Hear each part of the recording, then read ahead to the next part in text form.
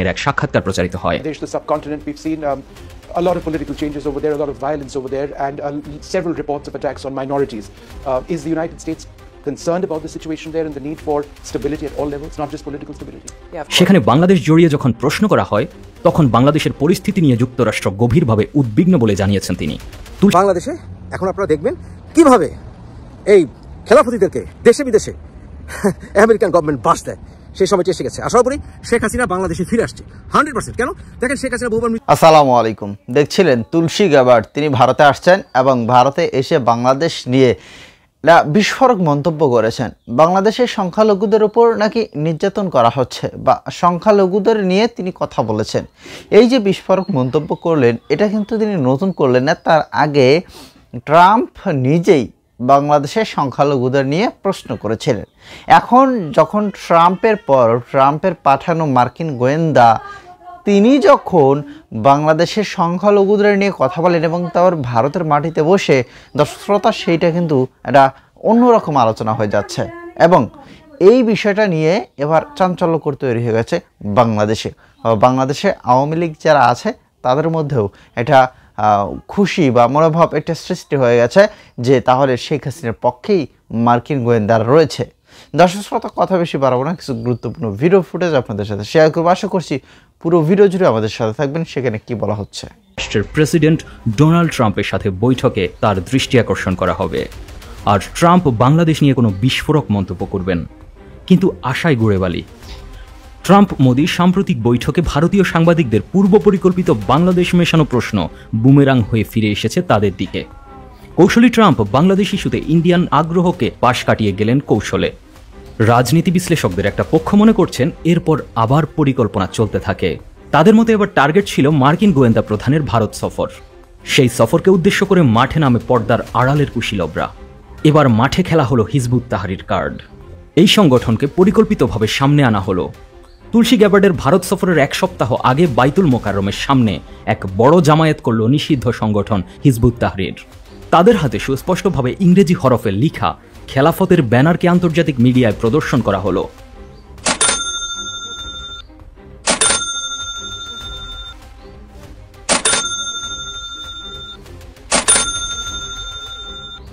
যদিও Hizb ut Tahrir মাঠে নামার পর তাদের ঠেকাতে কঠোর হয়েছে প্রফেসর ইউনূসের সরকার।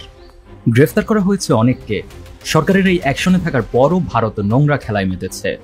পরিকল্পনা মাফিক তারা বারবার বিষয়টি সামনে এনে বুঝাতে চাচ্ছে অন্য কিছু। উদ্দেশ্য ছিল বোঝানো যে বাংলাদেশে ইসলামী খেলাফতের আন্দোলন চলছে, যা কিনা ট্রাম্প প্রশাসনকে সহজভাবেই বোঝানো যাবে। যদি ট্রাম্পকে বোঝানো যায় বাংলাদেশে খেলাফতের আন্দোলন চলছে, তবে খুব সহজেই তাকে রাগান্বিত করা যেতে পারে। এদিকে আজ ভারতীয় এনডিটিভিতে মার্কিন গোয়েন্দা প্রধানের এক সাক্ষাৎকার প্রচারিত হয়। A lot of political changes over there, a lot of violence over there, and several reports of attacks on minorities. Is the United States concerned about the situation there and the need for stability at all levels, not just political stability? সেখানে বাংলাদেশ জড়িয়ে যখন প্রশ্ন করা হয় তখন বাংলাদেশের পরিস্থিতি নিয়ে যুক্তরাষ্ট্র গভীরভাবে উদ্বিগ্ন বলে জানিয়েছেন তিনি। তুলসী গ্যাবার্ড আজকে তার সাক্ষাৎকারে বলেন, বাংলাদেশের সংখ্যালঘুদের উপর নির্যাতন ও সহিংসতা নিয়ে যুক্তরাষ্ট্র খুবই উদ্বিগ্ন। যুক্তরাষ্ট্রের প্রেসিডেন্ট ডোনাল্ড ট্রাম্পের প্রশাসন বিশ্বজুড়ে ইসলামী সন্ত্রাসবাদকে পরাজিত করতে প্রতিশ্রুতিবদ্ধ বলেও তিনি উল্লেখ করেন। তুলসী গ্যাবার্ড বলেন, ডোনাল্ড ট্রাম্পের নতুন মন্ত্রিসভা বাংলাদেশের অন্তর্বর্তীকালীন সরকারের সঙ্গে আলোচনা শুরু করেছে, তবে ধর্মীয় সহিংসতা তাদের উদ্বেগের মূল বিষয় হিসেবে রয়ে গেছে বলেও জানা যাচ্ছে। সাক্ষাৎকারে তার কথায় ইসলামী খেলাফতের আদর্শের কথা বিশেষভাবে উঠে আসে। গ্যাবার্ড আরও বলেন, ডোনাল্ড ট্রাম্প এ ধরনের খেলাফতের আদর্শ চিহ্নিত করে পরাজিত করতে দৃঢ় প্রতিজ্ঞ। ট্রাম্প এ ধরনের আদর্শকে কট্টর ইসলামপন্থী সন্ত্রাসবাদ হিসেবে আখ্যায়িত করেছেন। Same ideology, their same objective, which is to rule and govern with an Islamist caliphate. This obviously affects. এখন বাংলাদেশের সচেতন মহলের মনে একটাই প্রশ্ন, তুলসী গ্যাবার্ডের ভারত সফরের এক সপ্তাহ আগেই কেন বাংলাদেশে একটা নিষিদ্ধ সংগঠন ইংরেজি হরফে খেলাফতের। অ্যান্টনিও গুতারেস বাংলাদেশে এলেন। বাংলাদেশে এসে উনি রোজার দিনে ইফতারি করলেন। ডক্টর ইউনূস রোহিঙ্গা ইস্যুতে কথাবার্তা বলেছেন। ভালো, রোহিঙ্গা ইস্যু সমাধান দরকার, কিন্তু যে বিষয়টি সবচেয়ে বড় কনসার্ন সেটা হচ্ছে বাংলাদেশে মৌলবাদের উত্থান। বাংলাদেশে মৌলবাদের উত্থান আমরা মেনে নেব না। 1971 সালে বাংলাদেশের মানুষ যুদ্ধ করেছিল, আমাদের পূর্বপুরুষরা, বাংলাদেশকে একটি ধর্মনিরপেক্ষ রাষ্ট্র এবং যেখানে সবার সম অধিকার থাকবে, গণতন্ত্র থাকবে, তার জন্য জীবন দিয়েছিল আমাদের পূর্বপুরুষরা। আমরা সেটা বৃথা যেতে দেব না। বাংলাদেশকে আমরা আফগানিস্তানও বানাবো না, খেলাফতের বিকৃত খেলাফতের অংশ বানাবো না। বাংলাদেশে কোনো নির্দিষ্ট ধর্মের মানুষের দাপট চলবে না। 92 কেন, 99% মানুষও যদি মুসলমান হয়, আমরা অমুসলিমদেরকে বলবো না যে আমরা সংখ্যাধিক্য হওয়ার কারণে তারা কম অধিকার পাবে, মোটেই না। কারণ গণতন্ত্র অর্থ এই নয় যে সংখ্যাধিক্যের অত্যাচার, নিপীড়ন সংখ্যালঘুর উপরে। 1971 সালে 7ই মার্চের ভাষণে বঙ্গবন্ধু বলেছিলেন যে যারা ন্যায্য কথা বলবে তাদের সংখ্যা কম হলেও, একজন হলেও, তাদের কথা আমরা মেনে নেব। এটাই হচ্ছে 1971 সালের মুক্তি সংগ্রামের মূল লক্ষ্য। আমরা 1971 সালে যুদ্ধ করেছিলাম কারণ আমাদেরকে বাঙালি হওয়ার কারণে আমাদেরকে নিপীড়ন করতে পশ্চিম পাকিস্তানিরা। সেখানে ইসলামের ভ্রাতৃত্ব কাজ করেনি। 1971 সালে আমাদের বাংলাদেশের পাশে সত্যি কথা বলতে গেলে মুসলিম দেশ কোনোটাই ছিল না।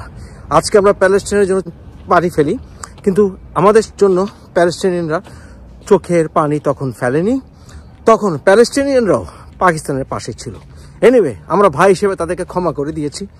আমরা মুসলিম ওয়ার্ল্ডের সাথে আমরা সম্পর্ক চাই, যেটা জিয়া রহমান বলেছিলেন, বঙ্গবন্ধু বলেছিলেন। কিন্তু এর অর্থ এই নয় মুসলিম পরিচয়কে পুঁজি করে তারা আমাদের বাঙালিত্বকে হত্যা করবে। আমাদের বাঙালিত্বের যেই পরম্পরা, আমাদের ইতিহাস ভুললে চলবে না। আমাদের এই ভূমিতে সাহিত্য, সংস্কৃতি, ইতিহাসকে আমরা জলাঞ্জলি দেব না, এবং ইসলাম এটা বলেও না। ইসলামের সৌন্দর্য হচ্ছে সুস্থ সংস্কৃতির বিকাশ, এবং ইসলামের সৌন্দর্য হচ্ছে পৃথিবীর বিভিন্ন অঞ্চলে, বিভিন্ন জায়গায় সেখানকার লোকাল যেই সংস্কৃতি সেটাকে ধরে রেখে সেখানে ভ্রাতৃত্ব প্রতিষ্ঠা করা, সবাই এক কাতারে দাঁড়ানো, এটা হচ্ছে ইসলামের সংস্কৃতি। কিন্তু এরা চায় খেলাফত এস্টাবলিশ করতে, এবং তারা বিভিন্ন সময় বিভিন্ন ব্যক্তিকে তারা হায়ার করে। যেমন ধরেন পিঙ্কু ইল্লুরা, এই পিঙ্কু ইল্লুরা তারা বাংলাদেশকে জাহান্নাম বানিয়েছে। তারা এই জামাতিদের সহায়তায় তারা এই সকল খেলাফতিদেরকে উস্কে দিয়েছে। তারা বঙ্গবন্ধু, যে বঙ্গবন্ধু ছিল আমাদের স্বাধীনতার সার্বভৌমত্বের প্রতীক, যে 32 নম্বর ছিল আমাদের ধর্মের, সকল ধর্মের মানুষের অধিকার, সকল বাঙালির অধিকার প্রতিষ্ঠার জন্য একটি কেন্দ্র, একটি ঐতিহাসিক স্থান, চারণভূমি, সেই 32 নম্বরকে তারা ধ্বংস করেছে। পিঙ্কু ইল্লু এরা খেলাফতিদেরকে দিয়ে সেই পতাকা উড়িয়েছে 32 নম্বরে। তুলসী গাবার্ড উনি সেই কথাগুলো আবার পরিষ্কার করলেন, যেটা আমি বলে আসছি যে এদের উদ্দেশ্য হচ্ছে খেলাফত প্রতিষ্ঠা করা। যাই হোক, উনি এটা স্পষ্ট করেছেন যে ওদের উদ্দেশ্য হচ্ছে এটা। 32 নম্বরে ইল্লু, পিঙ্কু এবং ওদের সহযোগীদের যারা কিনা বাংলাদেশে আছে, ওরা তো আসলে মুখপাত্র যাচ্ছে। ইল্লু, পিঙ্কু হচ্ছে মুখপাত্র।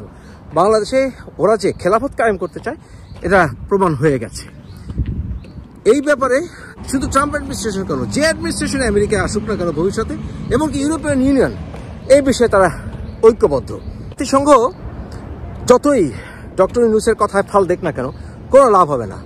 আমেরিকার কোনো ডিসিশনে বা ইউরোপিয়ান ইউনিয়নের কোনো সিদ্ধান্তে আলটিমেটলি তারা ইউনাইটেড হয়। বর্তমানে একটু ঝামেলা চলছে, কিন্তু ইউনাইটেড হবেই।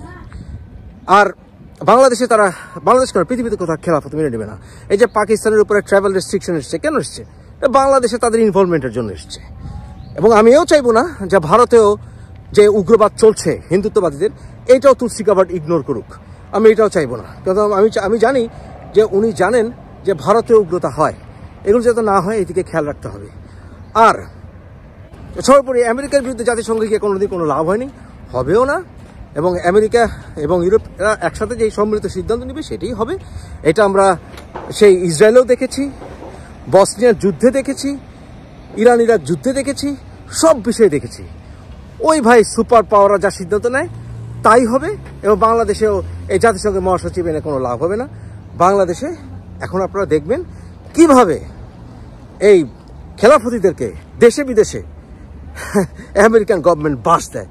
সেই সময়টি এসে গেছে। আশা করি শেখ হাসিনা বাংলাদেশে ফিরে আসছে 100%। কেন? দেখেন, শেখ হাসিনা বহুবার মৃত্যুর মুখ থেকে বেঁচে এসছেন, বহুবার। এবং শেখ হাসিনা জানেন, উনি যদি বাংলাদেশে ফিরে না যান, ওনার বাবার যে গৌরবময় ইতিহাস, বাংলাদেশের যে স্বাধীন সার্বভৌমত্বের ইতিহাস এটা ধূলিসাৎ হয়ে যাবে। ওনাকে, ওনার পরিবারকে সবাই কাভার্ড বলবে, এটা উনি হতে দেবেন না। উনি মৃত্যুর পরোয়া করেন বলে মনে হয় না। I don't believe it. উনি দেশপ্রেমিক না সেটাও বলবো না, ওনার অনেক ভুল আছে, অনেক ভুল আছে, কিন্তু এর অর্থ এই নয় যে আমরা ওনাকে দেশে ফিরে আনার পক্ষে না। অনেক সময় অনেক ভুল বুঝাবুঝি হয়েছে আমাদের, সেখানে শেখ হাসিনা অ্যাডমিনিস্ট্রেশনেরই বরঞ্চ ফেইলার ছিল, গণতন্ত্র রক্ষায় ওনার ফেইলার ছিল, এই কারণে অপশক্তির উত্থান হয়েছে, এগুলো মানতে হবে। এবং উনি অনেক চামচা দ্বারা পরিবেষ্টিত ছিলেন, প্রকৃত দেশপ্রেমিকদেরকে উনি অনেক ক্ষেত্রে মূল্যায়িত করতে পারেননি, এগুলো স্বীকার করে উনি দেশে ফিরে আসবেন। এবং আমি নিশ্চিত ওনার বিরুদ্ধে যে এই অ্যালিগেশনগুলো উনি এগুলো ফেস করবেন। উনি ফাঁসিতে চলে যেতে ভয় পান, আমি সেটাও বিশ্বাস করি না। সুতরাং উনি অত্যন্ত সাহসী মানুষ, উনি দেশে ফিরে আসবেন এবং বাংলাদেশ আওয়ামী লীগ তথা যারা স্বাধীনতার পক্ষে শক্তি সবাই তার দেশে ফিরে আসাকে সমর্থন করবে।